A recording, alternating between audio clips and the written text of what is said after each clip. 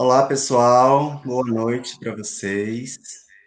Estamos começando este webinário Repensando e Desconstruindo o Racismo no Espaço Escolar. Esse webinário é uma realização do Grupo de Estudo e Pesquisa em Políticas Públicas, História, Educação para as Relações Étnico-Raciais e Gênero, da Faculdade de Educação da Universidade de Brasília, coordenado pela professora doutora Renise Cristina Garcia Felice, em parceria com o Núcleo de Estudos Afro-Brasileiros, NEAB, da Universidade de Brasília. O objetivo desse webinário é discutir e repensar o racismo no espaço escolar, certo? E aqui eu convido aqui hoje para participar dessa conversa, duas professoras da Secretaria de Educação do Distrito Federal, que têm experiência de pesquisa, de estudo e de prática pedagógica no combate ao racismo na escola. São duas queridas amigas que eu tive o prazer de conhecer também na minha trajetória como professor da secretaria. Então, eu quero agradecer a elas por ter aceito a participar desse webinar. Já já eu vou apresentar elas. Antes disso, eu quero dizer para vocês que nós estamos trabalhando com a tecnologia, né? Essas lives da semana acadêmica. Então, assim, pode haver que haja problemas, certo? Inclusive, eu estou ouvindo aqui um delay da minha própria voz. Então, pode acontecer qualquer problema, mas então, de antemão, eu já peço desculpas a vocês, certo? Quero agradecer aqui também a professora Rita Silvana, coordenadora de extensão da Faculdade de Educação, por estar coordenando essas atividades de extensão na UNB. Toda a equipe do departamento de extensão da UNB, sem vocês, essas experiências aqui com certeza não aconteceria. Tem todo um apoio técnico aqui, né, por trás, então agradeço muito. Quero agradecer agora a vocês que estão aí acompanhando esse webinário, tá? É muita satisfação ter a presença de vocês aqui para a gente falar um pouco, debater sobre esse tema que é tão importante, tão atual, não é verdade? Então, para compor esse nosso debate, essa nossa conversa hoje, eu quero apresentar para vocês a professora Lucélia de Jesus Abreu, certo? A professora Lucélia, ela é advogada da Ordem dos Advogados do Brasil, da seção do Distrito Federal, é também professora da Secretaria de Educação do Distrito Federal, trabalhando há 20 anos na secretaria, já atuou em diversos cargos, como professora de educação básica, coordenação local e intermediária da Secretaria de Educação, auxiliando a secretaria, supervisora pedagógica, é mestra em educação pela Universidade de Brasília, especialista em códigos e linguagens, com ênfase no ensino médio pela UNB, possui graduação em letras, português e inglês pela Universidade Católica de Brasília, e, como eu disse no começo, ela é bacharelada em Direito, com ênfase em Direito Público pela Universidade Católica de Brasília. Muito obrigado, viu, Lucélia, por você ter aceito esse convite para estar aqui com a gente hoje, tá bom? É um prazer ter você aqui. E quero apresentar para vocês também a professora Dara Cristiane de Souza Rodrigues, que é professora da Secretaria de Estado de Educação do Distrito Federal, atuando há 16 anos na rede, é licenciada em Pedagogia, ela tem especialização em Gênero e Diversidade na Escola, especialista em Ensino Interdisciplinar em Infância e Direitos Humanos pela Universidade Federal do Goiás, foi gestora-chefe do Núcleo de Atendimento à Diversidade de Gênero e Sexualidade da Secretaria de Educação entre os anos de 2012 a 2016, atuou como tutora do curso de extensão em Gênero e Diversidade na Escola pela Universidade de Brasília, é escritora, autora do livro infantil Janjão Cabelo de Pipoca, que traz uma proposta de abordar o racismo nas escolas de uma forma lúdica e divertida, que hoje ela vai apresentar um pouquinho para a gente sobre esse livro dela. Então, mais uma vez, em nome da Faculdade de Educação da Universidade de Brasília, do Grupo de Estudo e Pesquisa em políticas públicas, história, educação para as relações interraciais e de gênero. Eu quero agradecer imensamente a vocês duas por ter aceitado esse convite para estar aqui com a gente hoje, certo? Gente, então eu quero saudar a todos, digo a vocês que cada uma das nossas palestrantes, elas vão ter 20 minutos para fazer uma exposição, para falar um pouco sobre esse tema, certo? E vocês, se vocês quiserem, tem como vocês fazerem perguntas para elas, certo? Vocês podem colocar as perguntas aí no chat, que nós temos aqui uma equipe que está acompanhando o chat, certo? E que vai encaminhar, no final, essas perguntas para a gente falar um pouquinho. Então, a proposta é essa, 20 minutos para cada, e a gente vai avisando aqui, viu, meninas, sobre isso.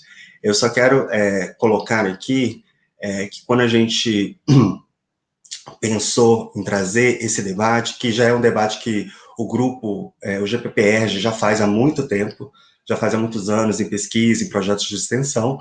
Quando a gente pensou esse debate aqui, a gente pensou nos últimos acontecimentos, né, que saíram, principalmente que bombardearam aí a mídia, né, com relação a essa questão do racismo, mas, claro, sempre pensando pelo viés, puxando aqui a nossa discussão para o viés pedagógico, para o viés da escola, né, o que os professores e as professoras podem fazer para combater o racismo nas práticas pedagógicas cotidianamente, para ensinar o respeito às diferenças, para combater a desigualdade racial que existe no nosso país. Então, acontecimentos que saíram na mídia, como, por exemplo, o caso do assassinato do George Floyd, lá nos Estados Unidos, o caso, por exemplo, de um integrador, ai, gente, não consegui falar agora, um motoboy, é a melhor expressão, de comidas rápidas, né, que foi discriminado lá em Valinhos, em São Paulo, né, por um rapaz de um condomínio, dono de uma casa de um condomínio lá de luxo, etc., né? Teve também um caso mais recente, que foi um professor que fez um comentário racista sobre o cabelo de uma estudante, né, nas redes sociais, que também repercutiu. Então, a gente pensou em trazer também, lembrando desses últimos acontecimentos aí que saíram na mídia, né, enfim, até autoridades públicas, né, que deslegitimam a existência do racismo na nossa sociedade brasileira, né. Então, e lembrando que a nossa própria Lei de Diretriz e Base da Educação Nacional, ela já tornou obrigatório o estudo da cultura afro-brasileira e indígena, né, nas escolas, então, assim, já se passaram 10 anos e a gente ainda não conseguiu, de fato, consolidar essa política. 20 anos, quase 20 anos, né, e a gente não conseguiu, de fato, consolidar essa política educacional, né, no sistema de educação, né. Então é isso, eu passo agora a palavra para a professora Lucélia, tá bom? E é isso.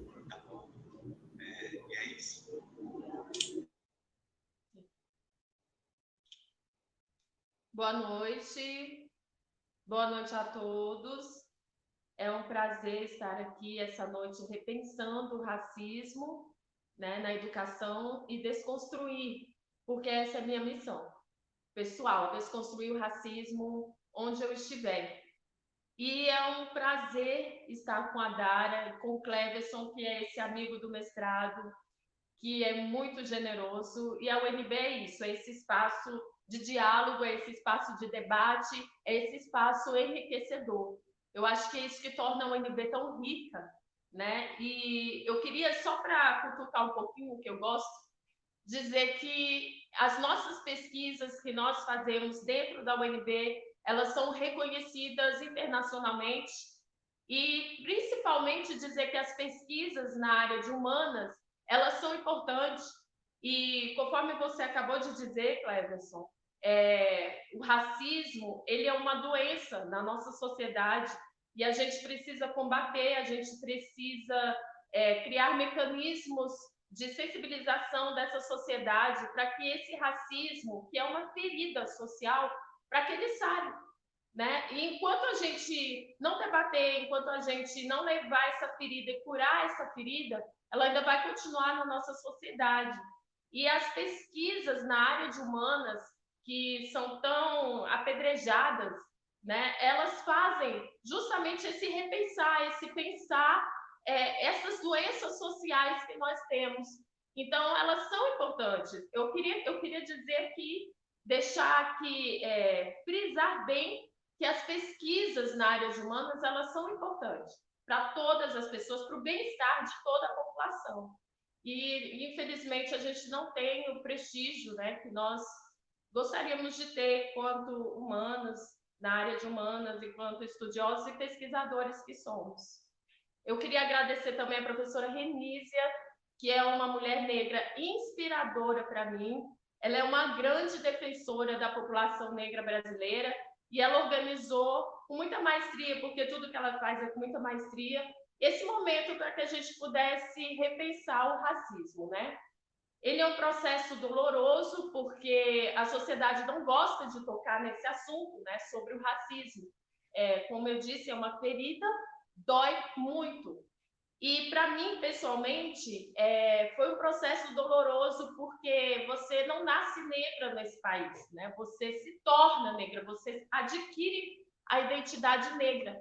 Então, eu passei por todo esse repensar, tudo isso que a gente vai analisar um pouco essa noite, eu passei na minha própria trajetória pessoal, porque eu nasci de uma mãe branca, nasci numa classe média, então eu tive que me adequar ao meio, vamos dizer assim.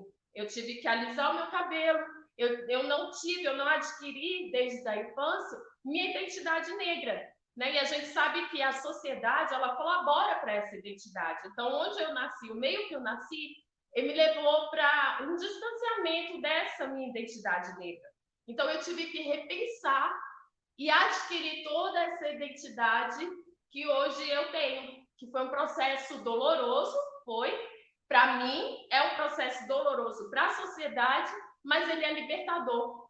Quando a gente finaliza esse processo de identidade, a gente adquire paz, a gente adquire uma força, porque a gente sabe de onde a gente veio, né? E a gente pensa assim, precisa de uma lei, uma política pública, que é a 10639, para poder dizer de onde nós viemos, de onde a nossa sociedade veio, sobre a nossa cultura africana.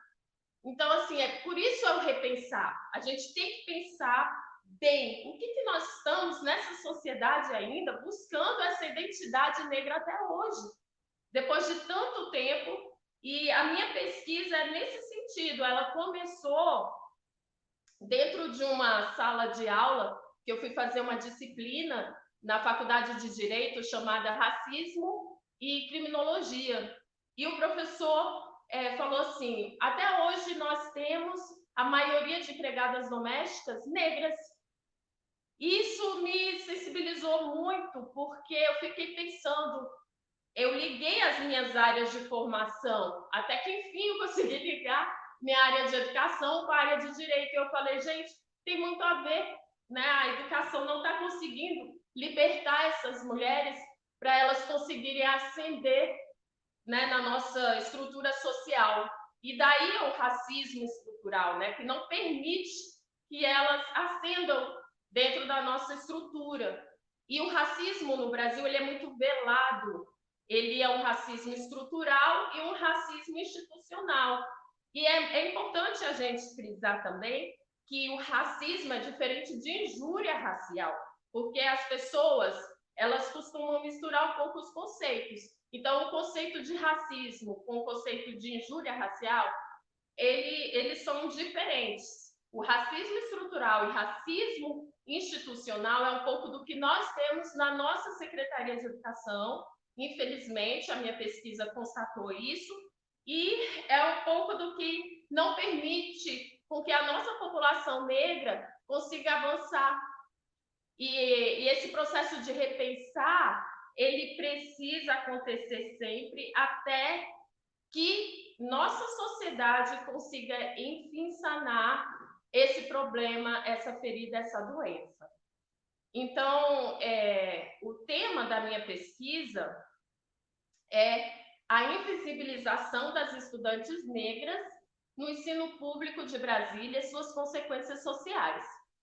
Eu usei as duas perspectivas da minha formação, que é educação e direito, com duas áreas que eu amo estudar, que é a sociologia e a psicologia. Né? A sociologia é esse entender como funciona a sociedade, como ela está estruturada e pensar o porquê disso tudo. E a psicologia para entender o ser humano, entender como que as relações funcionam, e isso faz com que, especialmente as mulheres negras dentro da minha pesquisa, não avancem na formação educacional e, consequentemente, tem muitas consequências sociais. Eu queria colocar... Pode colocar para mim o slide, por favor?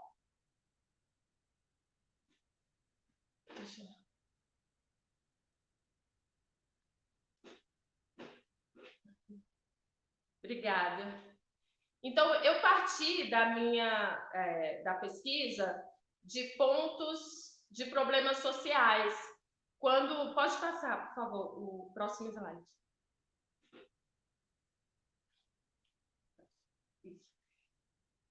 Vocês analisando aí alguns problemas sociais que nós temos, vocês vão constatar que a população negra ela é quase o dobro de analfabetos com relação à população branca. Você vai perceber que no rendimento médio dos trabalhadores, os pardos e os pretos, eles recebem bem menos que os brancos.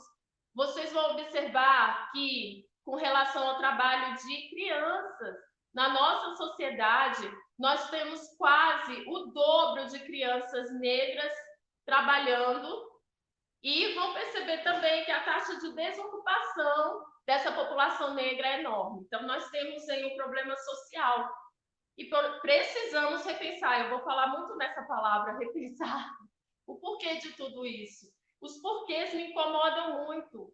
E eu não me satisfaço porque sim, isso para mim não é resposta. Então, eu fui atrás de descobrir o porquê disso da nossa sociedade. Pode passar para mim, por favor. Isso. Eu separei essa página, coloquei na minha dissertação, para vocês analisarem o quanto que o racismo estrutural na nossa sociedade ela é naturalizado. Você encontra essa página na internet, qualquer pessoa pode acessar no Wikipedia. Se você procurar sobre a formação da sociedade brasileira, você vai encontrar essa informação, que a população brasileira ela é formada por escravos africanos. Então, o quanto isso é naturalizado e vai passando de geração em geração. Cada aluno que entra vai absorvendo essa informação como verdadeira. E os escravos, eles não eram africanos. Os africanos eram livres e foram escravizados. É justamente o contrário, né? Os africanos foram escravizados e não que eles são escravos africanos. Então, eu peguei essa página aí para constatar, para demonstrar o quanto que o racismo na nossa sociedade é naturalizado e achado como normal. Pode passar para mim, por favor. Então, o ponto de partida, como eu falei, foi desses problemas sociais. Um dos grandes problemas sociais, porque eu faço esse recorte de gênero na minha pesquisa, e as mulheres negras, elas são as maiores vítimas de feminicídio no nosso país. E um dos problemas que levam a esse feminicídio das mulheres negras é justamente a baixa autoestima delas, com relação a toda essa questão da identidade, né? Que eu já disse que eu passei também, porque nós não nascemos negros, nós nos tornamos negros.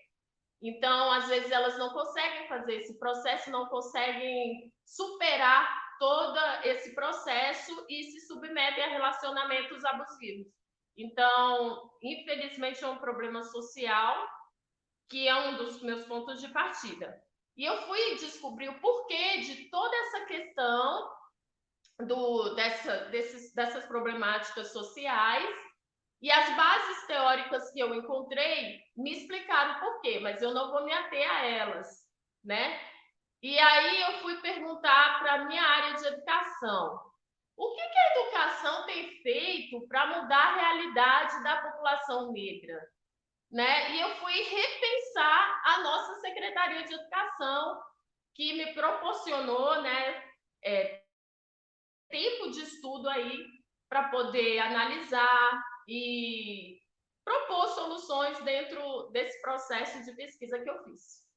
Então, a educação no Distrito Federal, ela tem sido libertadora, tem contribuído para que os nossos alunos possam fazer esse processo de identidade, adquirir esse processo de identidade, adquirir uma consciência do que são dentro da sociedade para conseguir seguir, para conseguir ascender a estrutura social, foi o que eu fui pesquisar.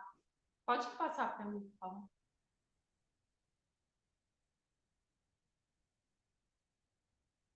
Para isso, eu fui entrevistar os nossos professores, os nossos supervisores, os nossos gestores, as nossas alunas, os nossos coordenadores e os nossos orientadores educacionais.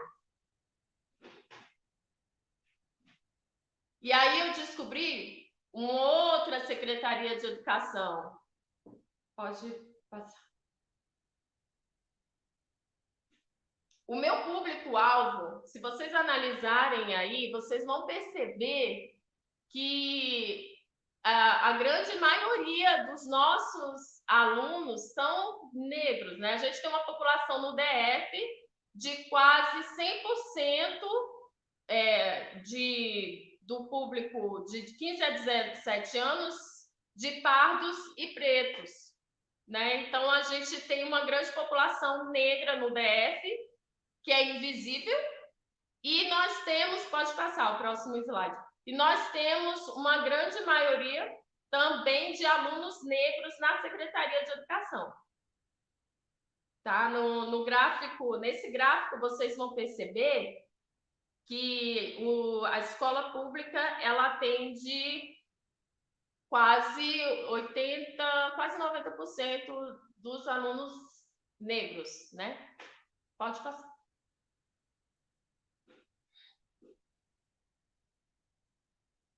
Pode ir para o próximo slide, Cleber. Bom, então qual foi o resultado da pesquisa? A invisibilidade, ela começa já na matrícula na Secretaria de Educação. Esse foi um ponto que eu constatei. Por quê? Porque você não tem um trabalho específico para descobrir quem é o seu público. Qualquer empresa que você vai, ele sabe quem é o seu cliente. Já o nosso professor, os nossos funcionários, eles não sabem bem quem são os nossos clientes. E dentro desse trabalho com a perspectiva de gênero e raça, eu percebi que não tem esse recorte. Nós temos apenas os dados de alunos negros, que são autodeclarados, mas a gente não tem o recorte de gênero e quase tem escolas que os alunos não se declaram. Então, não tem um trabalho assim para você conseguir fazer com que seu aluno comece a perceber um pouco da identidade negra dele. E quando a gente fala isso, às vezes as pessoas pensam, não, mas é muito mimimi, às vezes é frescura. Não, não é. Porque ele está chegando na escola sem saber, sem se reconhecer. E esse processo de identidade, ele é fundamental dentro do processo de educação, dentro do processo de aprendizagem. Porque quando eu tenho um aluno com baixa autoestima, quando eu tenho um aluno que não sabe quem ele é, que ele não sabe nem onde ele vai chegar, você emperra todo o processo de educação. Então, a identidade dentro do processo de educação, ele é muito importante mesmo. Então, esse desconhecimento do público, quem é o seu aluno, para o professor, também gera uma outra coisa. Como eu vou organizar minha aula, como eu vou organizar o meu projeto dentro da escola para esse aluno que eu não conheço? Então, já começa daí toda a questão de não aplicar corretamente a nossa política pública, que o Cleberson bem mencionou, que é a 10.639. A 10.639 é um problema grave, porque ela só é aplicada, na grande maioria das escolas, apenas no mês de novembro, que é no mês da consciência negra. Então, assim, nós temos trabalhos maravilhosos dentro da Secretaria de Educação que trabalham o ano inteiro, que trabalham corretamente a Lei 10.639, que é uma política pública de combate ao racismo.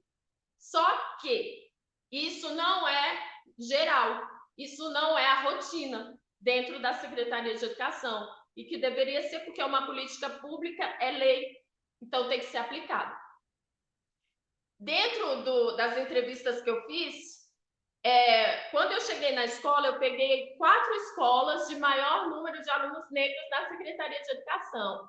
E quando eu cheguei lá, o supervisor falou assim para mim: não, mas nós não temos essa quantidade de alunos negros aqui. Eu falei assim: olha, eu peguei um dado da Secretaria de Educação onde os seus alunos se declararam negros. Ou seja, o próprio supervisor não reconhecia a negritude dos seus alunos. Então, você gera um problema aí de conhecimento, né? E de relacionamento até, entre o seu público que você está atendendo dentro da escola. O outro declarou, o professor declarou o seguinte: não consigo perceber nessa escola esse comportamento, essa invisibilidade. Talvez por termos professores representando a raça negra.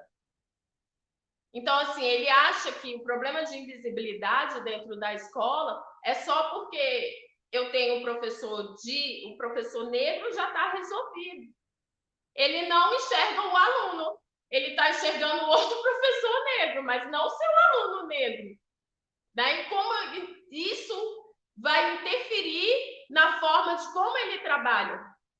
Tudo isso contribui veladamente para a manutenção desse racismo dentro da escola, dentro da estrutura pedagógica. Outra declaração que eu ouvi: a visibilidade dessas alunas poderia ser melhorada por meio de campanhas de conscientização e de valorização. Opa! Eu estou tirando o meu da reta. Não é problema meu. Eu não sou servidora pública, eu não estou obrigada a implementar a Lei 10.639.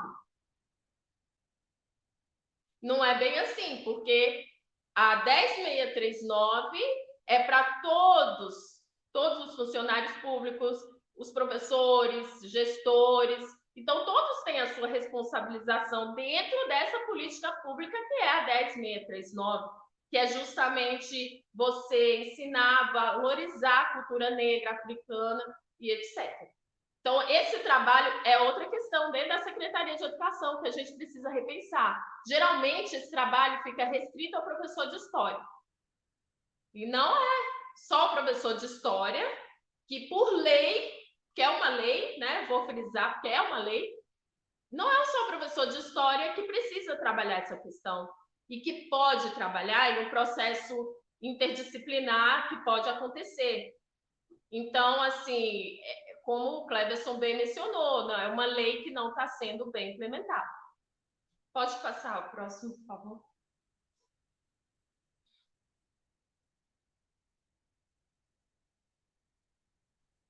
Outra declaração que eu tive: em minha escola não identificamos essa invisibilidade. Outros fatores como depressão. A orientadora educacional disse para mim que identifica a depressão nas alunas, mas ela não levantou a questão de que essa depressão ela pode ter uma origem na identidade negra dela, porque ela me disse o seguinte: disse que identificou em parte a questão racial presente nas falas das meninas e afirmou atender adolescentes que sofrem de racismo. Então, essa depressão não pode estar ligada a esse processo de preconceito racial que essas alunas sofrem? Então, assim, esse racismo dentro da escola, a gente ainda trabalha com muita sensibilização, a gente trabalha tentando sensibilizar os professores, sensibilizar os funcionários de que o racismo ainda existe, porque na nossa sociedade ainda tem essa questão do mito de que não existe, que é uma igualdade racial no país. isso reflete lá dentro da escola onde nós estamos, onde trabalhamos com isso, porque não é verdade. O racismo, ele dói no nosso aluno, o nosso aluno, ele sente. 80% dos professores discordaram totalmente ou concordaram com a seguinte frase: as alunas negras podem ter sua condição social dificultada pelo fato de serem mulheres? Eles não acham, eles acham que essa frase, eles discordam, eles acham que essa frase não tem sentido, mas é uma questão de somar fatores que prejudicam as mulheres, porque uma mulher negra, ela não sofre só pelo fato de ser negra, ela sofre pelo fato de ser negra, soma-se a isso o fato dela ser pobre e soma isso ao fato dela ser mulher. Então, é uma questão de fatores que se somam. Então, a mulher negra, a ela é reservada a pior parte da sociedade, o pior lugar da sociedade é dela.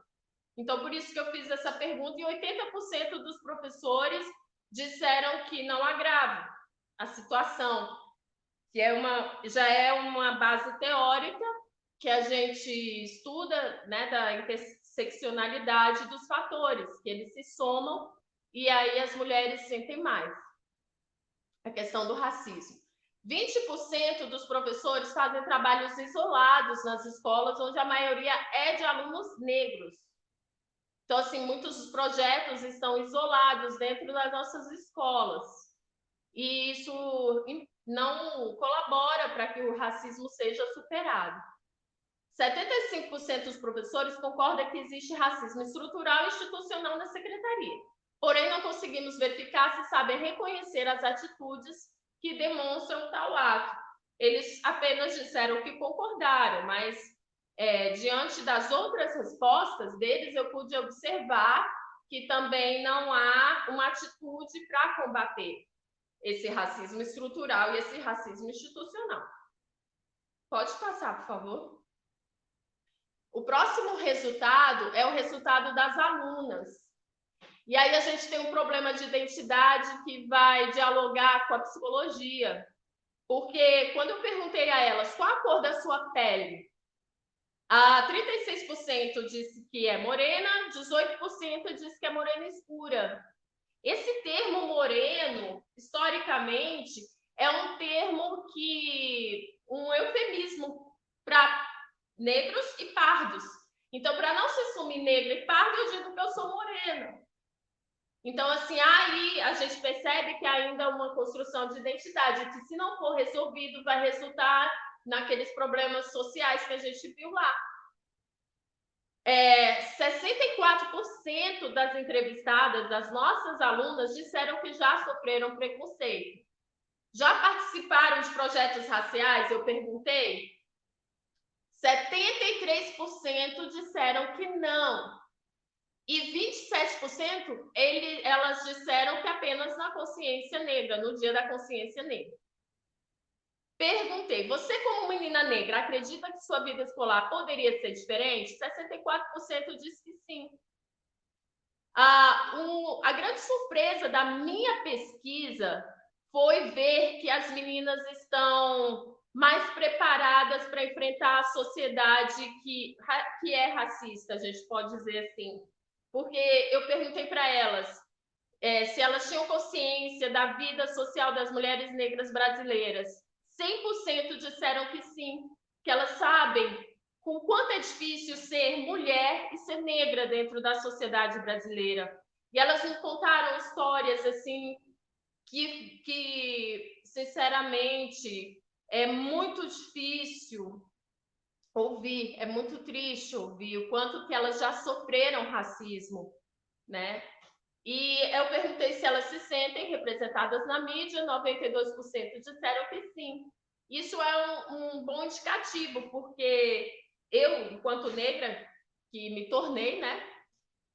Quando eu era pequena, só via loira dentro da televisão e não tinha representatividade. Então, elas disseram que se sentem hoje representadas. Então, isso é um fator positivo. Outro fator positivo, elas disseram que não sofrem com tratamento desigual dentro da escola. Agora, 54% disseram que se pudessem escolher, não seriam negras. Então, esse dado também interfere lá no psicológico delas, que interfere na aprendizagem. Né? O que fala na mídia para que você se sinta valorizada?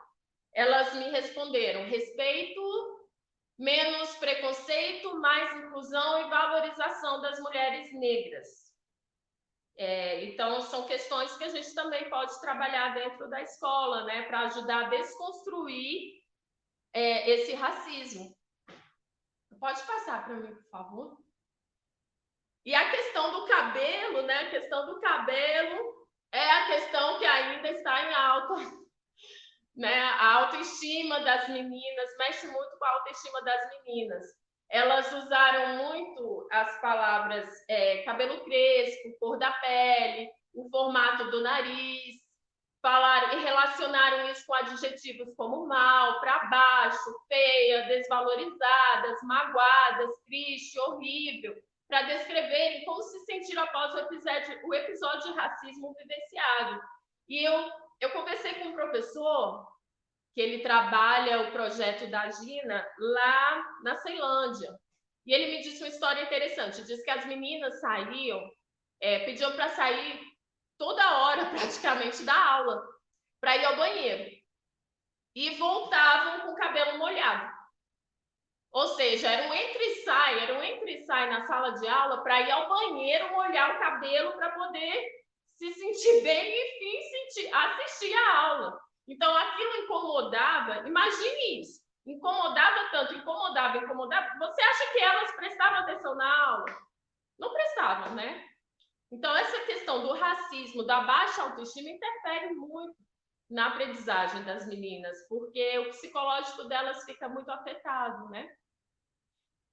E o que eu falei sobre a questão da mulher, uma excelente surpresa que eu disse, quando as alunas com faixa etária entre 14 e 16 anos demonstraram ter ciência dessa condição da mulher negra. Isso, para mim, foi uma surpresa muito grande, porque nem os próprios professores têm conhecimento da realidade que elas vivem, da realidade que elas me contaram, das histórias que eu ouvi delas. Os professores não têm muita noção, pelo menos os entrevistados não tinham noção do quanto que elas sofrem com isso. Mas como é na pele delas, aí elas sabem o quanto que dói, né? E essa consciência social acerca da mulher parece influenciar na resposta, que demonstra que praticamente metade das alunas escolheriam não ser negras, né? Como a gente já viu anteriormente. Pode passar aí, por favor.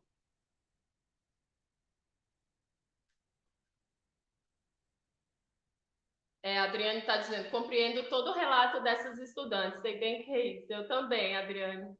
Eu também, infelizmente. É triste. Então, as consequências sociais de não se desconstruir o racismo. Então, quando a gente não repensa e não desconstrói, a gente tem interferência na aprendizagem, porque a baixa autoestima, ela interfere diretamente na aprendizagem. Essa baixa autoestima, ela tem relação com a violência doméstica, porque se eu tenho uma baixa autoestima, a tendência é eu me submeter a esse relacionamento abusivo. E aí eu vou lá para a questão do feminicídio, né? Então, se o racismo estrutural, institucional, não há combate efetivo, então ele perpetua esse racismo na nossa sociedade, e a exclusão social é enorme, né? O trabalho, a qualidade de vida das pessoas ficam comprometidos. Então, eu não consigo viver bem, eu não tenho qualidade de vida. E isso interfere em muitas questões, né, na saúde, principalmente. Pode passar o próximo, por favor. Como que a escola pode, então, ajudar na desconstrução do racismo? Eu acho que é o seguinte: eu coloquei aqui algumas questões simples, Eu não fui buscar assim muita coisa fora, né, da realidade. Eu escrevi aqui, por exemplo, você conseguir aplicar as políticas públicas que já existem, então não precisa inventar, elas já existem. Aí é uma outra live, porque se a gente for falar sobre políticas públicas, a gente tem que falar um pouco sobre esse acompanhamento das políticas públicas que não é efetivo, né? Um dos grandes problemas do nosso país é não acompanhar as políticas públicas. A 10639 é um exemplo disso. A gente precisa de políticas intersetoriais, a gente precisa formar esse professor para combater o racismo, porque é uma questão de formação lá na universidade, que a gente não tem, e não é só questão de racismo, né? O professor, que eu fiz licenciatura, então a gente sabe que a gente não é preparado para ir para a escola, para a sala de aula, a gente sabe disso, né? Eu gosto de falar bem a verdade mesmo, a gente não é preparado. A gente sai, a nossa formação ela é muito técnica. Então, a gente passa um curso de licenciatura estudando a parte técnica, matemática, estuda matemática. No meu caso, português e inglês, estudei muito português e inglês. Agora, a pedagogia em si, aí fica muito limitado. E principalmente falar do racismo lá é complicado, porque não tem muitas universidades que tratam essa questão e preparam o professor para o combate do racismo. Não tem. Né? E a gente precisa aí formar o professor e precisa sensibilizar a comunidade escolar para essa questão. É isso. Essa foi a pesquisa que eu fiz. Então, assumir essa identidade negra nessa sociedade racista requer muita coragem, né? E desconstruir esse processo de identidade que você adquire leva tempo e é muito doloroso, tá bom? Espero ter contribuído aí para a formação de vocês, para pelo menos suscitar um pouco de debates. A minha dissertação está disponível na UNB com mais detalhes. Tá bom? Obrigada. Muito obrigado, Lucélia. Muito bom tomar contato um pouquinho mais, né, dos resultados aí da sua pesquisa, né, bem interessante. E para dar continuidade à nossa conversa aqui hoje, eu convido a professora Dara também para fazer a sua abordagem desse assunto. Bem-vinda, Dara. Olá, boa noite.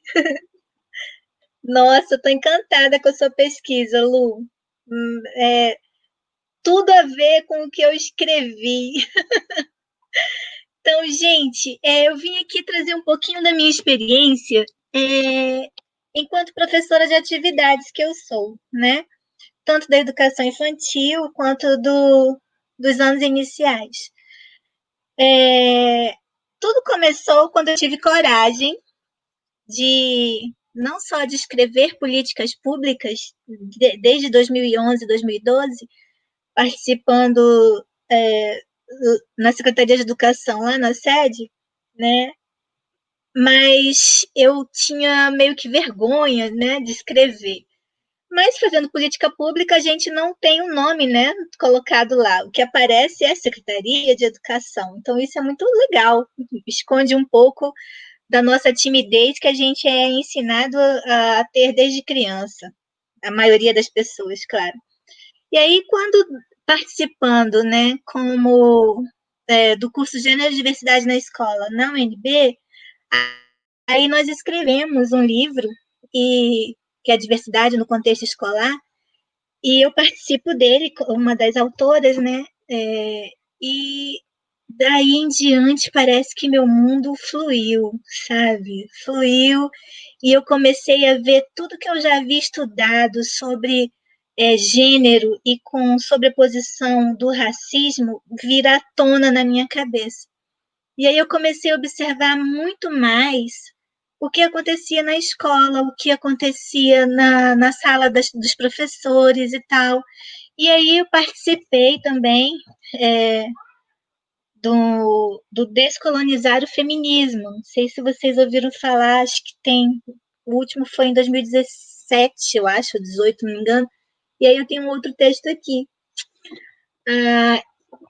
E isso tudo com as minhas experiências colocadas, né? Mas que experiências são essas que a Lucélia falou muito bem, né, na pesquisa dela, que é o que acontece dentro da nossa sociedade. A nossa sociedade é uma sociedade que tem uma estrutura, e aí às vezes a gente fala assim, o racismo estrutural, mas a gente não entende o que é esse estrutural, de onde vem esse estrutural, né? Como assim? Porque nós temos uma compreensão do agora, né? O nosso passado histórico muitas vezes não nos é apresentado. E não são todas as pessoas que têm conhecimento dele. Então, existe uma estrutura de sociedade, inclusive com leis impetradas e colocadas para a sociedade como um todo, que determinavam como que o negro seria visto nessa sociedade. Que, na realidade, desde o início da colonização do Brasil, o negro e o índio, né, não eram vistos como pessoas, eram vistos como animais, e animais é, como se fosse um animal, como é que eu digo? É como se fosse o animal de fazer tudo, né? Que está à disposição do homem. E as leis colocadas de 1500 para cá faziam com que essa estrutura de não ser humano recaísse sobre as pessoas negras. Então, a gente, às vezes, não compreende como, por exemplo, a palavra denegrir está tão presente na nossa sociedade e que, de repente, um grupo de pessoas vem e fala, mas denegrir não é legal falar porque é politicamente não correto, né? Não é correto falar. E as pessoas não entendem, lá vem vocês com essa coisa de vocês, né? Querendo dizer que tudo é racismo, que se a gente não falar de racismo, racismo não existe, né? Porque nós somos todos humanos, somos todos uma única raça, e por aí vai esses discursos que não têm fundamentação histórica, não têm conhecimento, né, do que foi a história, não só no nosso país, como em outros países também. Né? Então, é essa estrutura da sociedade que trouxe leis para colocar várias barreiras para que a população negra se sobressaísse, né, que fazem parte hoje da nossa cultura, né? Com palavras, com atitudes, com, com ações, né? Que nós temos muitas vezes, nós mesmas, que hoje somos, eu no meu caso, sou antirracista, eu me olho atrás e vejo, nossa, eu fazia isso e nem sabia que eu estava fazendo, mas eu repetia uma estrutura social que vem sendo colocada, né, sem nem mesmo entender o porquê. É assim porque sempre foi assim. Aí, a partir do momento em que a gente começa a estudar, começa a entender que essa estrutura é uma estrutura elaborada, né, que vai contra pessoas, aí sim nós tomamos uma atitude política de ir contra toda essa estrutura racista, né? E foi assim que surgiu o Janjão, né? Eu escrevi, o Janjão surgiu em 2015, com várias observações que eu tinha na educação infantil, e a principal delas é que a Lucélia até trouxe, né, do cabelo das meninas, que tem que ficar molhadinho, que é para poder ficar mais baixo, mais aceitável, né? Porque o cabelo delas não é um cabelo aceitável nessa sociedade de cabelos lisos ou ondulados. Ondulados ainda são aceitos, lisos super aceitos. Crespos, frisados, pichain não são aceitos, né? E aí, em cima das observações que eu fazia das crianças, eu percebia que de 2000 para cá, as meninas começaram sim a ter seus cabelos mais assumidos do jeito que eles são, né? Mas os meninos não. Se vocês trouxerem à memória de vocês, quem é professor aqui ou quem já conviveu com alguma criança negra e que seja menino, vocês podem lembrar que essas crianças, desde bebezinho, têm seus cabelos raspados, né? Máquina 1, máquina 2, zero, né? Agora surgiu a moda de fazer uns raios, uns desenhos, que é para ficar mais bonitinho, mais aceito e tal. Mas se a gente parar para observar, de fato, a estrutura desse corte de cabelo na nossa sociedade, a gente percebe que essa estrutura de corte de cabelo, essa moda de corte de cabelo, que todas as mães vão chegar para vocês e vão dizer assim, não, mas é porque assim fica mais fácil, assim é mais fácil de lidar, fica mais higiênico, é muita correria, né? Então, o menino sua muito, o menino corre muito, então tem que raspar. Mas se a gente parar e pensar, esse corte de cabelo faz parte de uma estrutura de negação, né? Meninos negros têm suas identidades negadas desde bebezinhos, né? Nas suas próprias cabeças. E é isso que traz o livro do Janjão. Que o livro do Janjão Cabelo de Pipoca, o título dele é uma provocação, né, para que nós pensemos nos cabelos dos meninos. Como assim cabelo de pipoca? E aí você pensa, aí você lembra logo de cabelo pichain, cabelo anelado, cabelo de anjo, né? Você traz uma estrutura de cabelos à sua cabeça que você não lembra nunca de ter alguém com cabelo de pipoca. Como assim, né? Só que aí as crianças negras, elas trazem na sua fala, nas conversas cotidianas com a gente, vários apelidos racistas que deram aos cabelos dela. E a gente não pode fingir que isso faz parte daquelas brincadeiras maldosas de criança, porque não é criança. Do adulto que ela convive, do adulto que é aquela criança, do núcleo familiar onde aquela criança está inserida, e muitas vezes não é nem o núcleo familiar, é na própria escola, né, que ela ouve, porque vem de um outro núcleo familiar, aquela informação, e que cai ali o apelido que vai denegrir a menina, né? Então, quando eu trago no Janjão, de uma forma poética, essa estrutura, né, que está na sociedade e que a gente nem imaginava que começa quando o menino é bebê, a gente tem que compreender como desfazer isso, né?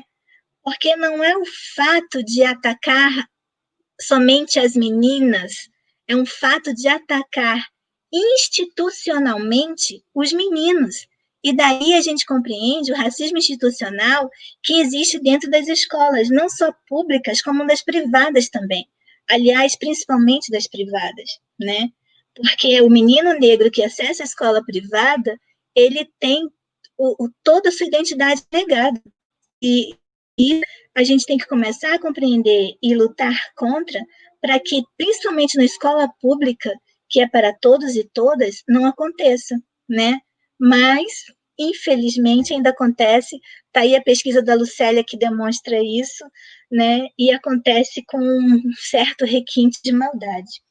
O livro Janjão Cabelo de Pipoca, daqui, ele é baseado em fatos reais, né? O Cleverson é uma das pessoas que me auxiliou em vendo o que estava escrito de errado ou não, né? E é uma historinha bonitinha. Eu vou contar para vocês, tá? Vocês me permitem? Só um minutinho. Olha, acho que está dando para ver. Então vamos lá. Janjão Cabelo de Pipoca, Dara Cristiane de Souza Rodrigues, é autora, e Alex René, o ilustrador. Ela é da editora Lux e começa assim. Todo dia, quando acordo, gosto de me olhar no espelho. Tomo banho, me visto e escovo meu cabelo. E é com o meu cabelo que eu me ponho a gargalhar. Imagino 1000 pipocas na escova a pipocar. Desde que eu era bebezinho, era assim que meu vovô falava. Janjão, cabelo de pipoca. E eu só gargalhava. Todos riam, achavam graça do meu cabelo que enrolava. E assim eu descobri que cabelo tinha apelido, tinha forma e tinha nome. Sofria discriminação.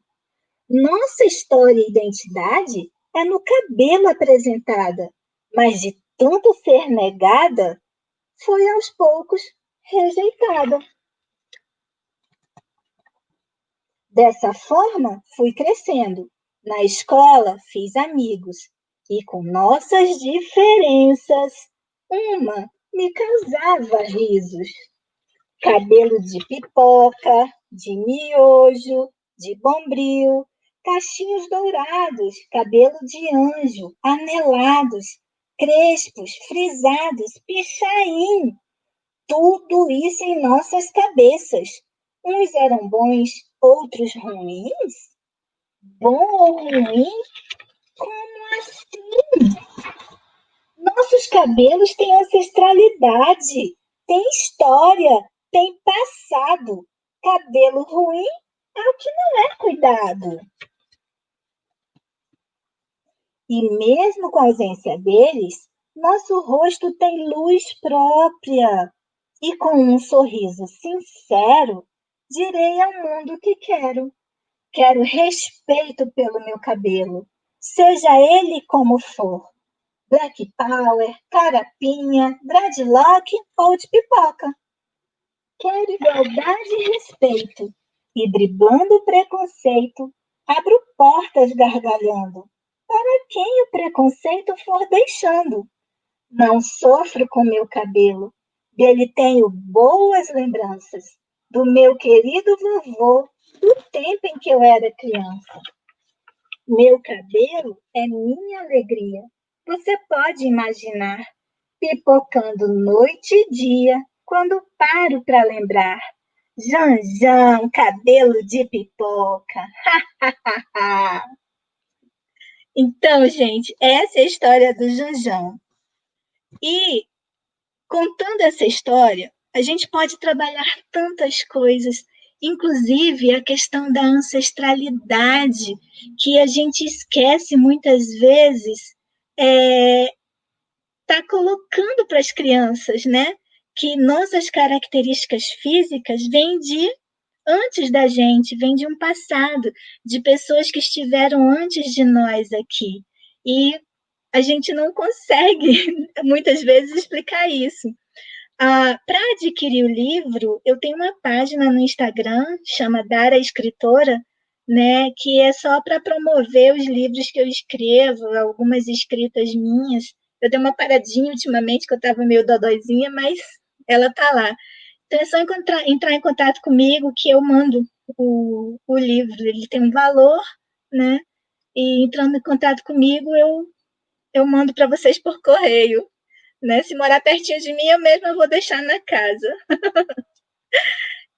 Então, assim, para a gente discutir mais sobre a questão do racismo, a mensagem que eu vim dizer vocês só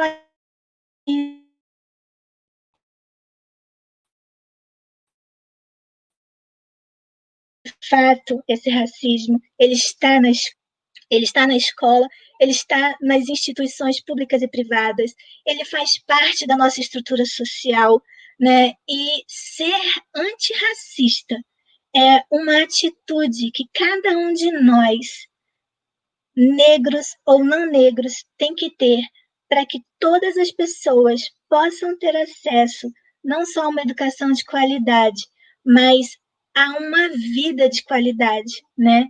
Porque aí vocês sabem como é que é. Só quem já sofreu na pele sabe o que é passar por racismo, né? Um dia desses, se vocês quiserem, eu conto a minha história enquanto pessoa autodeclarada indígena, das coisas que eu já sofri. Eu sei um pouquinho do que as pessoas negras... Não chega nem perto, tá, gente? Não chega nem perto do que as pessoas negras passam, mas eu sei um pouquinho porque, como pessoa indígena, descendente, eu sei algumas questões racistas que eu já passei, né, e que não é fácil de superar, não é fácil de acatar, mas nós podemos, com escrita, com estudo, fazer com que as pessoas entendam que racismo existe sim e que a gente pode dar um fim nele, principalmente com Janjão Cabelo de Pipoca. Então, muito obrigada, Cleverson. Vamos lá, dar continuidade.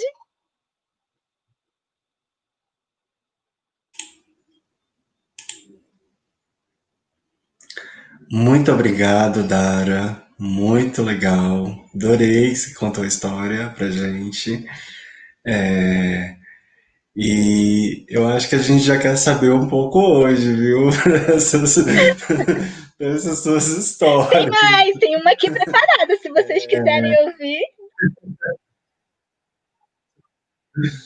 Você preparou Sim, aquela que eu sim, te tá pedi para aqui. mais tarde? Tá ótimo, então. Gente, quero novamente aqui agradecer a Dara pela explanação, muito boa. Quero agradecer também a vocês novamente que estão aí, tá, gente? Reforço novamente.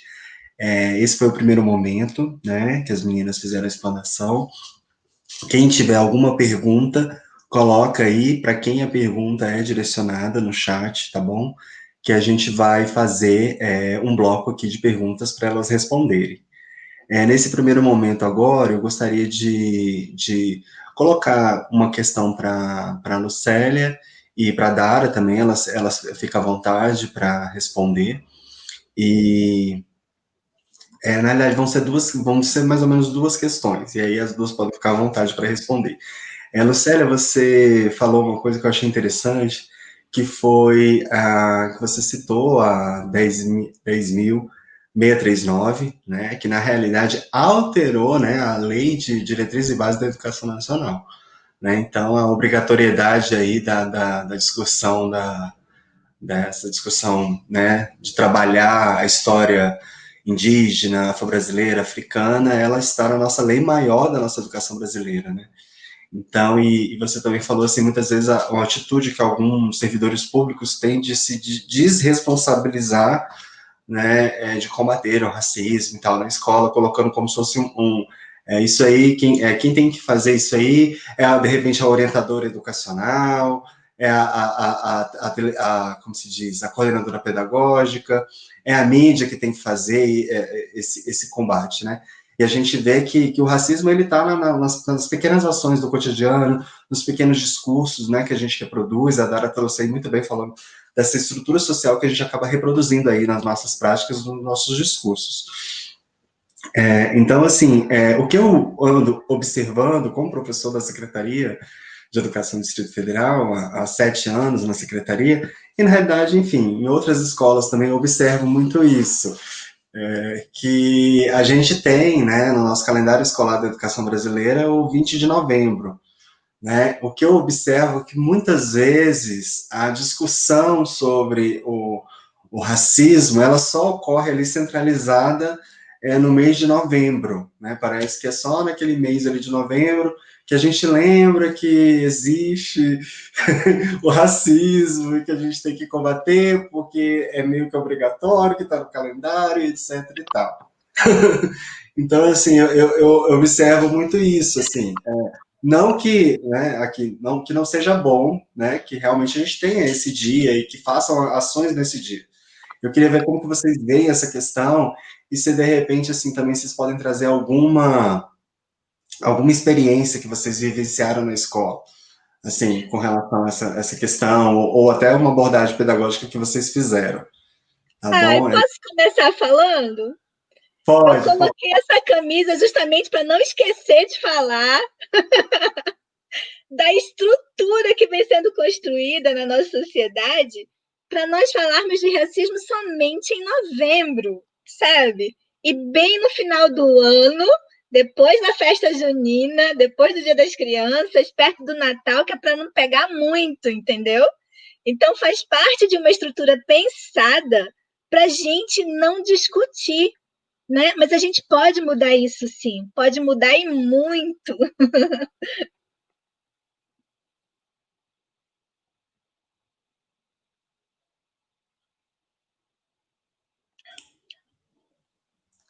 Habilita o seu áudio, Lucélia. Isso, então. Eu mencionei um pouquinho dessa questão, né, Cleberson? Eu disse que a maioria das escolas trabalha essa questão da 10639 só em novembro, mas nós temos muitos projetos excelentes que trabalham ao longo do ano. O ano passado eu participei de um evento em novembro, até promovido pela Regional do Plano Piloto, e lá tinha alguns projetos que trabalham o ano inteiro. E um deles, se não me engano, é 365 dias desconstruindo o racismo, numa das escolas da Secretaria de Educação. Nós temos também a Gina, que é uma professora de referência nesse assunto dentro da secretaria. Nós temos na EAP cursos, né, de formação para os professores sobre essa questão. Nós temos também uma orientação pedagógica exclusiva sobre a 10639. Então, assim, o que a gente precisa é acompanhar a propagação dessa política pública, o desenvolvimento dessa política pública na Secretaria de Educação, porque nós temos instrumentos, nós temos escolas que trabalham muito bem essa questão, nós temos projetos, nós temos curso de formação continuada para os nossos professores.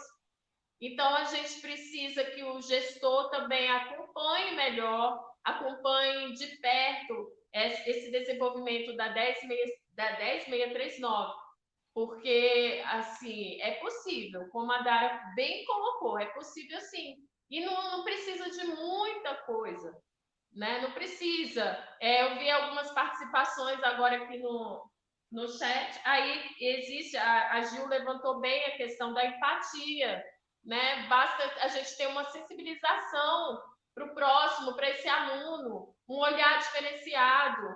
E aí nós estamos, sem falar que nós estamos num país dito cristão, mas nós não temos esse amor ao próximo. Nós não temos esse amor, né, ao próprio aluno que a gente trabalha. A gente não tem esse olhar empático que é preciso.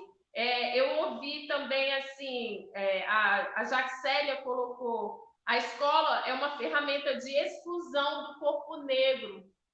O quanto isso é profundo e dói, né, em quem é negro, que sofre isso na pele. Eu desejei ser branca, ela falou. Eu desejei ser branca. Então, o quanto isso deve ter sido dolorido para ela, quando ela coloca isso, né? Que ela colocou e compartilhou conosco no chat.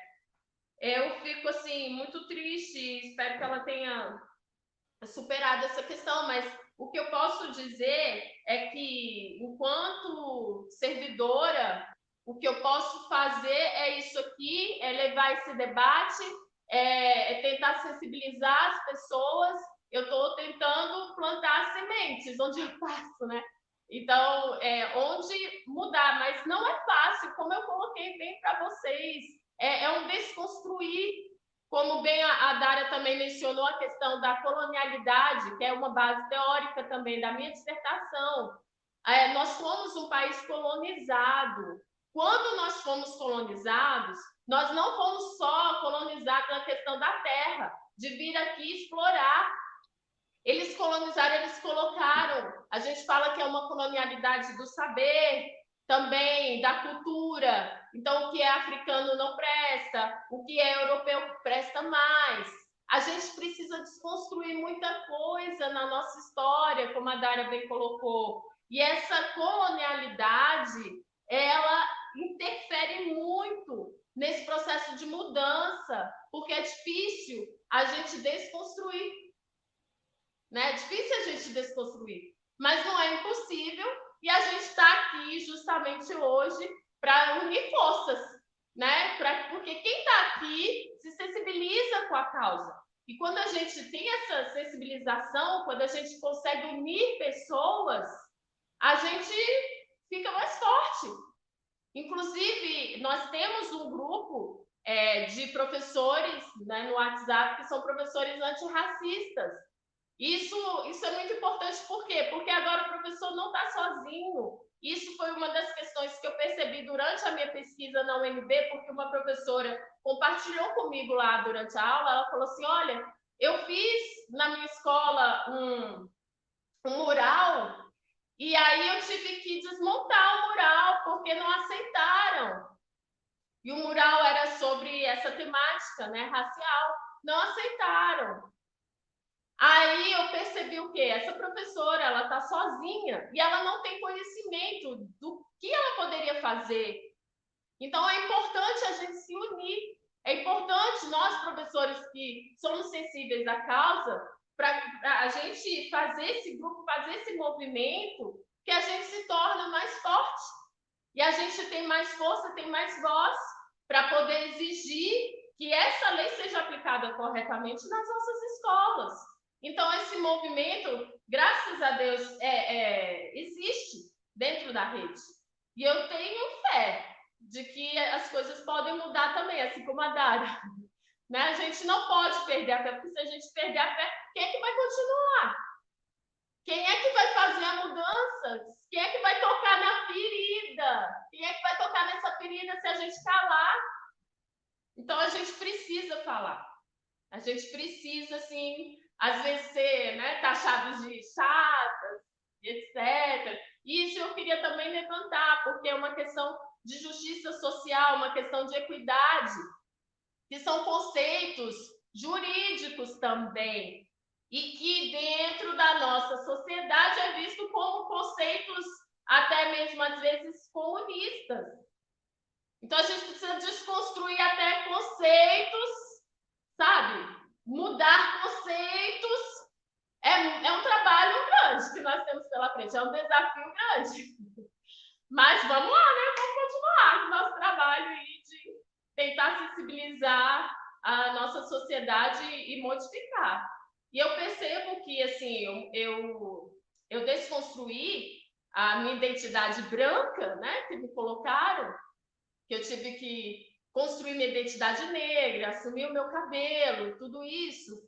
E isso foi muito doloroso para mim, mas o quanto de pessoas depois que me conheciam que se assumiram. E olha que eu não, eu fico até, as pessoas chegam e me perguntam: como posso fazer? Como é que eu faço? Como é que foi? É um trabalho de formiguinha, mas uma vida, eu costumo dizer assim, que dentro da Secretaria de Educação, eu já passei por várias fases, né? A depressiva, a rebelde e tal. Mas eu aprendi o seguinte, que uma vida que a gente ajuda, um aluno que a gente consegue ajudar, a gente já ganha muito. É uma vida que a gente ajudou, é um ser humano que a gente ajudou a mudar e ser feliz e vai fazer o bem também, perpetuar o bem na nossa sociedade. Eu separei, deixa eu ver se eu falei, eu separei algumas falas aqui. A Adriane colocou: muitos alunos se declaram porque sofrem, não se declaram porque sofrem muito preconceito, não existe valorização, né? E a gente precisa sensibilizar os nossos funcionários, porque é algo assim que também não requer muito, né? A gente volta lá na questão da empatia, né? Do amor ao próximo, às vezes não requer muito. Eu aprendi muito com a minha orientadora, que eu trabalhei bastante, que ela está aí, a Arlete. Às vezes é uma questão só de acolher, né? De ter um olhar diferenciado, né? E a gente consegue muita coisa. Isso eu posso garantir, porque eu já presenciei muitas mudanças, muitos alunos que a gente recuperou trabalhando dentro da escola, um trabalho de equipe, um trabalho organizado. Isso eu já percebi que faz a diferença também.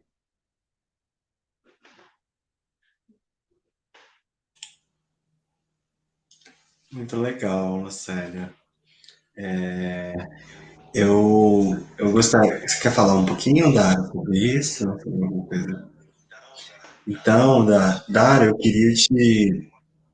Teve uma pergunta aqui que surgiu aqui no chat e compatibiliza um pouco até com o que eu estava pensando em te perguntar, né?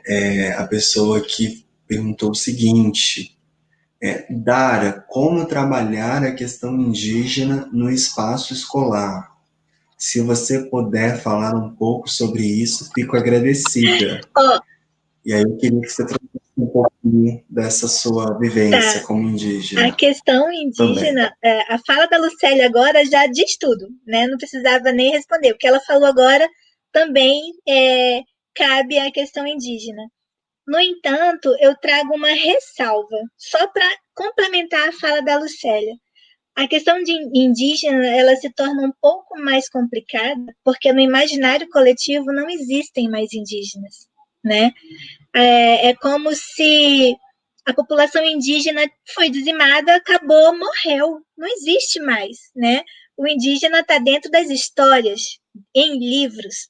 E quando as pessoas percebem que os indígenas fazem parte dessa sociedade e estão também convivendo com as novas tecnologias, com os novos saberes, estão na escola, as pessoas não aceitam, porque indígena lá na floresta, no meio do mato, né? E não pode de forma alguma interferir nos assuntos dos brancos, né? Então, ainda é uma questão um pouco mais complicada, mas, no entanto, o acolhimento, como a Lucélia falou, é o fundamental.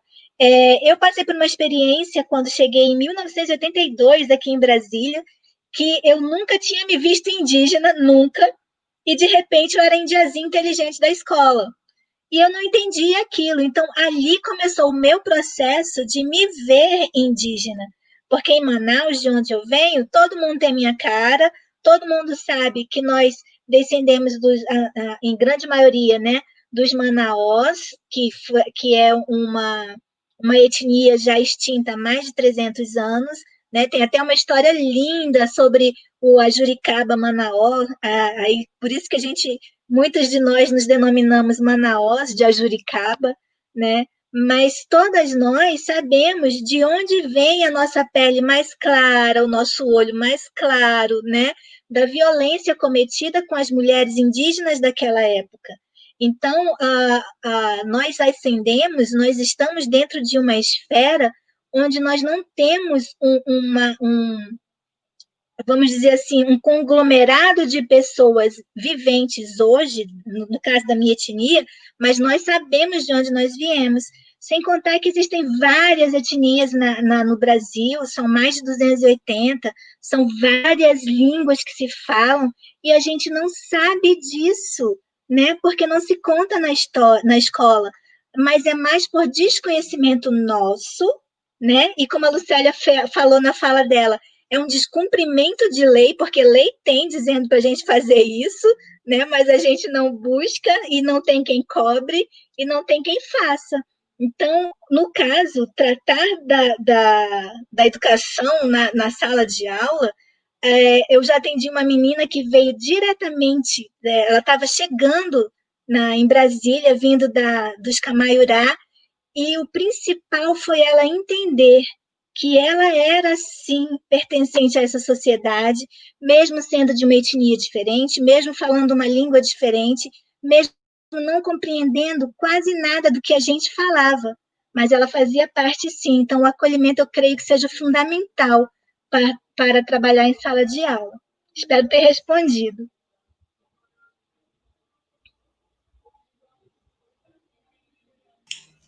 Respondeu sim, Dara, com certeza.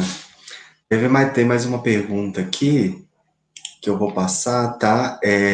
Para a Lucélia, ou as duas podem responder, na realidade. Você relacionou a invisibilidade das mulheres negras à identidade. Sabemos que o currículo conduz às identidades. Assim, como você percebe o currículo da secretaria em relação à identidade negra?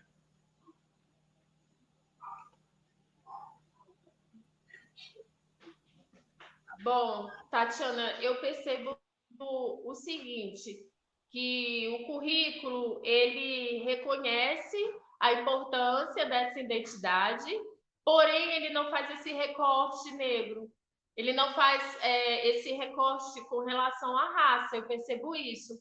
E até mesmo na aplicação do currículo, a gente sabe que há problemas, né? A gente sabe que depende muito da escola, depende muito da organização escolar, da gestão, que é um outro trabalho que a gente faz enquanto... Eu sou da Unieb Guará, então é um trabalho de acompanhamento pedagógico que a gente faz com as nossas escolas, porque até mesmo dentro só da temática identidade, a gente já é uma outra questão que a gente não tem aplicação correta do nosso currículo dentro das escolas. Então, e ele não tem esse recorte racial. O Cleberson, eu queria fazer uma parte aqui, porque uma das participantes colocou o nome do projeto, que eu disse, 365 dias de consciência negra, da professora Margarete, de Santa Maria. Ela colocou. E outra pergunta também, a Cláudia me perguntou se eu percebo se as jovens negras estão mais empoderadas que as adultas, do que as adultas negras. Eu acho que sim. Eu acho que sim, elas estão mais empoderadas, elas estão mais conscientes, elas estão com mais representatividade, né, do que nós tivemos quando éramos menores, quando éramos mais jovens, porque nós somos jovens, né, quando éramos mais jovens. E eu acho que elas encontraram também espaço para falar, né? Hoje a educação, ela consegue dar um pouco de fala para essas alunas, de escutá-las, e é uma educação que valoriza essa participação das alunas. Então, eu acho que é um conjunto de fatores que somam e dá esse empoderamento aí para as meninas. E até mesmo esse movimento, né, dos cabelos cacheados, isso é ótimo, porque empoderou demais as meninas. Eu acho que a gente tem que continuar assim, nesse caminho. E dar voz a elas, porque elas estão vindo. Estão vindo por tudo aí. É verdade, Lucélia. Eu quero aqui também registrar aqui, ó, a presença de várias professoras da secretaria que estão aqui no chat, né? A Daniele aqui também fez um comentário aqui que eu achei interessante, tem a ver com o nosso debate aqui hoje, que ela falou que contando uma experiência com a filha dela, né? Que as crianças reproduzem o comportamento dos adultos porque aprendem com eles. E aí diz que uma garotinha se referiu à filha dela: olha que menina feia, parece um urubu. Aí a Daniela se questiona, né, a Daniele, onde que ela ouviu isso? Com quem que ela aprendeu? Né? E aí realmente a gente entra nesse debate do campo da educação, né? Porque a gente é formado na cultura, na educação, então essas coisas que a gente ouve, que a gente aprende, é pelos processos educacionais. Né? Então tem toda essa reflexão, inclusive, que o Nelson Mandela, eu acho que ele traz uma frase bem interessante, né?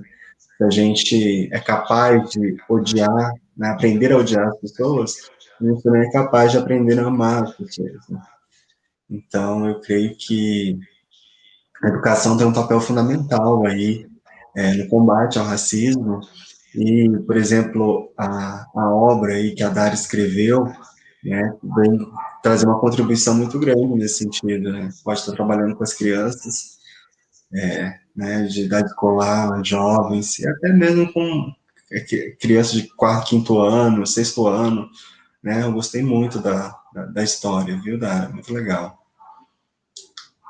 Vocês gostariam de comentar alguma coisa a respeito dessa questão do processo educacional, racismo? Eu quero. Eu tenho um enteado de 5 anos e que desde o ano passado nós estamos deixando o cabelinho dele crescer. Quando eu falo nós, é a mãe, o pai dele, que é meu marido, e eu, né? Entramos num acordo, vamos deixar o cabelinho dele crescer. Que ele também só raspava, porque no entendimento da mãe dele, esse era o cabelo que ele tinha que ter, né? E eu venho desde que ele nasceu falando, deixa crescer e tal, vai ficar legal.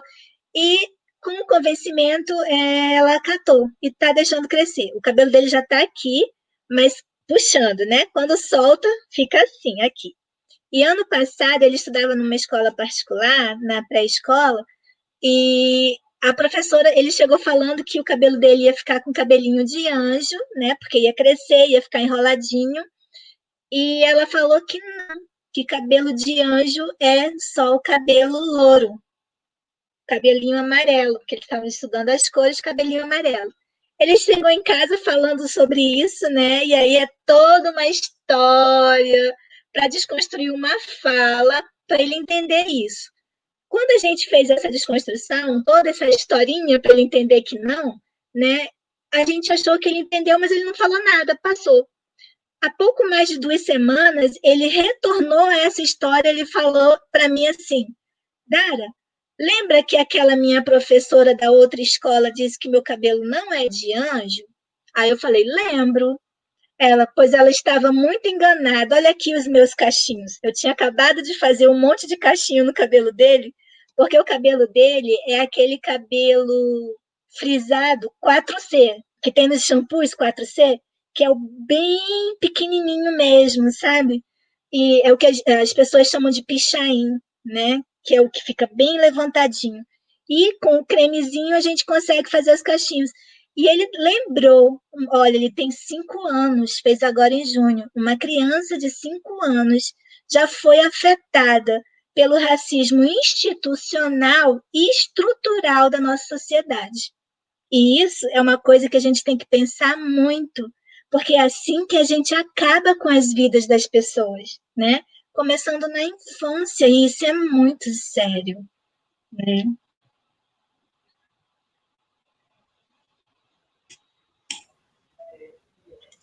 É verdade, Dara. Lucélia, você gostaria de fazer algum comentário também a esse respeito?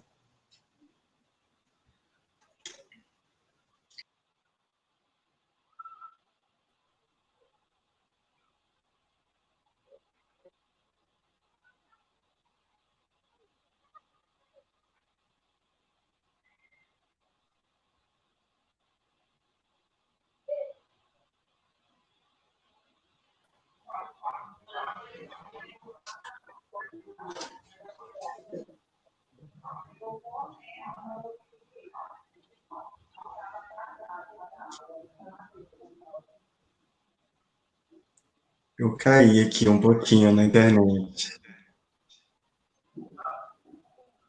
Lucélia, você gostaria de fazer algum comentário? Você está falando? Como que tá aí? Sim, é porque perguntaram sobre onde podem encontrar minha pesquisa. Já está disponível no repertório, né, de dissertações da UNB. Mas qualquer coisa, eu vou deixar o meu WhatsApp, porque também me pediram informações sobre o grupo de professores antirracistas. Então, aí elas entram em contato comigo e aí eu repasso o telefone delas. Pode ser? Eu tenho contato da pessoa, Lucélia. Se você quiser, eu Tá? posso enviar diretamente para a pessoa. Dá seu Ótimo, e-mail, então. acho que É porque talvez seja pediram melhor, aqui, eu viu? vi que pediram Dê o informação seu sobre esse e-mail. grupo.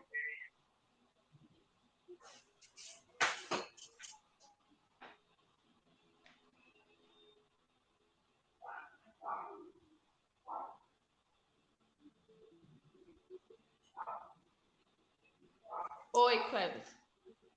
Oi, eu comentei para você passar seu e-mail, que talvez seja melhor do que o seu WhatsApp. Ah, tá. O meu e-mail é lu.jabreu@gmail.com. lu.jabreu@gmail.com. Obrigado, Lucélia. Dara, e você, qual é a sua página do Instagram, que eu acho que quem estiver interessado, né, em conhecer ou adquirir seu livro? Dara escritora.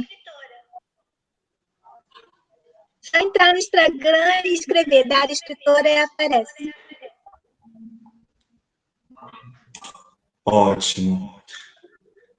Bom, gente, eu acho que a gente fez uma boa discussão hoje. Gostei muito das falas, da pesquisa, conhecer um pouco mais a pesquisa da UCL, conhecer um pouco mais da história da Dara, por mais que a gente se conhece, tem algumas parcerias, a gente sempre está conhecendo, cada vez que a gente se encontra, conhecendo um pouco mais, né? Então, foi muito bom isso.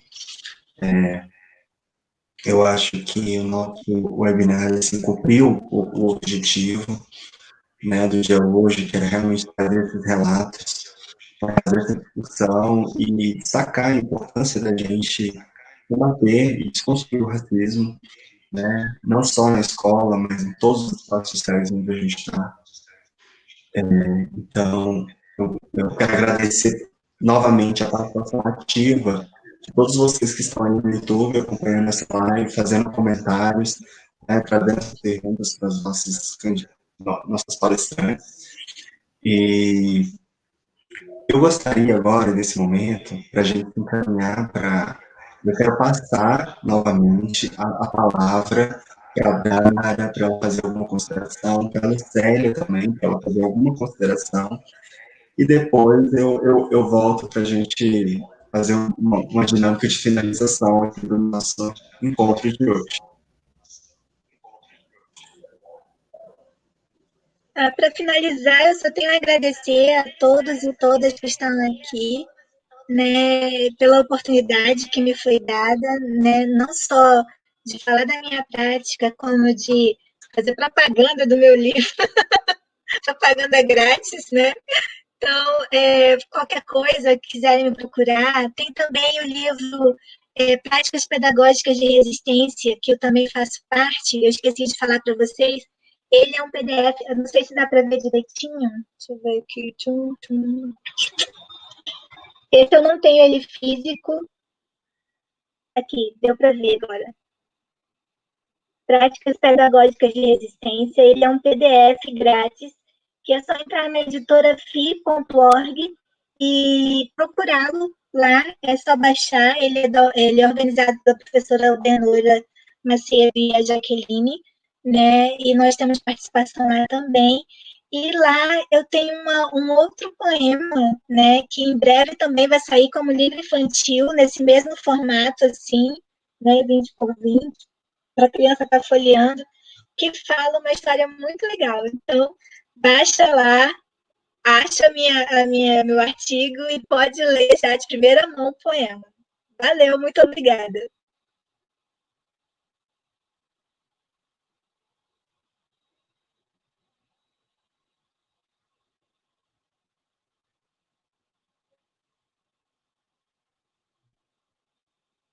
A UNB,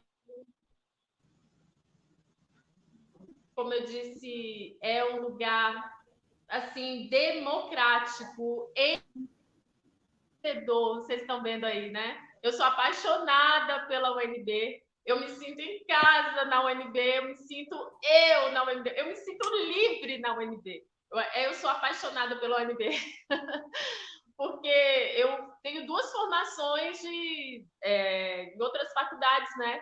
Mas a UNB eu me sinto em casa, eu me sinto livre, lá eu posso ser eu posso falar o que eu quiser, eu posso debater e ninguém, sabe, todas as pessoas escutam, a gente debate, um fala o que pensa, o outro fala, isso é muito enriquecedor, isso me deixa assim, ó, motivada a continuar estudando, né, o UNB. Então, eu agradeço ao UNB por esse momento, agradeço ao Cleverson, a Dara, linda, maravilhosa, agradeço aos participantes que também enriqueceram o nosso debate com temas, com histórias.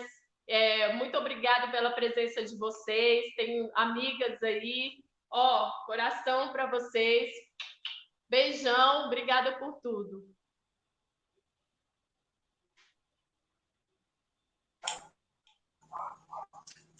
E para finalizar agora, eu gostaria de passar a palavra para a professora Dara, para ela contar para a gente um pouquinho também dessa história da Abayomi. Isso. É um poema que eu fiz ainda quando eu estava lá na extinta coordenação de diversidade da Secretaria de Educação, né? Já rodou aí algumas regionais, talvez vocês até conheçam. Vai virar livro, tá? Em breve. História da Bayomi. A história que eu vou contar é uma história de outro lugar. Ela vem lá de longe, do outro lado do mar. Da África, o continente, veio um bocado de gente. Gente sequestrada, gente violentada, gente que era como a gente. Veio homem, velho, criança, veio mulher, bebê e menina. Vieram tudo chorando, deixaram para trás toda uma vida. Foram obrigados a entrar no navio e lá sofreram de tudo. Era morte em vida, solidão, fome, tristeza, durante meses a fio. Mas do Yorubá trouxeram um encontro de eterno viver. Viver da tristeza ao precioso, precioso encontro de ser. Abai, encontro. Omi, precioso.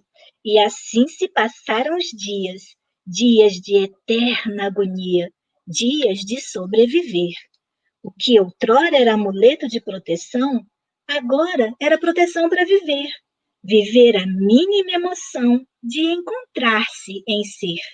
Ser negra, mulher, menina, ser homem, rei, sem sua vida.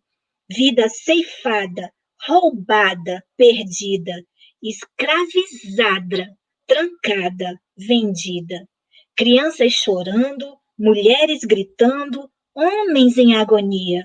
Encontro precioso, lembranças de uma vida perdida. No rumo para a escravidão, somente um pano lhe pertencia.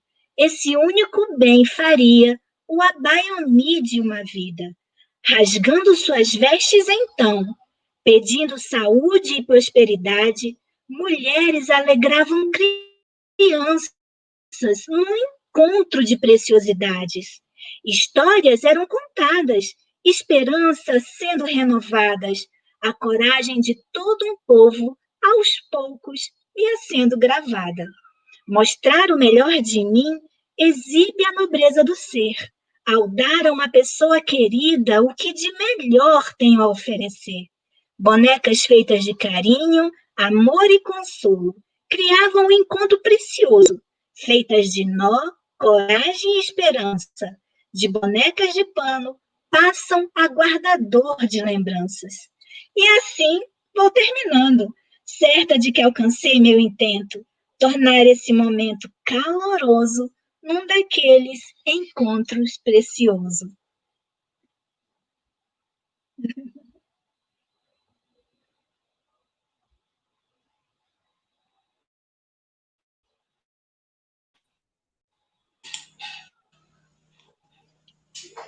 Muito obrigado, viu, Dara? Muito, Lucélia. Bom, gente, é assim, com essa mensagem da Dara, que nós finalizamos esse webinário e agradecemos a todos vocês que estão aí até essa hora nos acompanhando. Uma excelente noite para vocês e nos vemos nas próximas atividades. Um abração. Obrigada. Tchau, tchau. Tchau.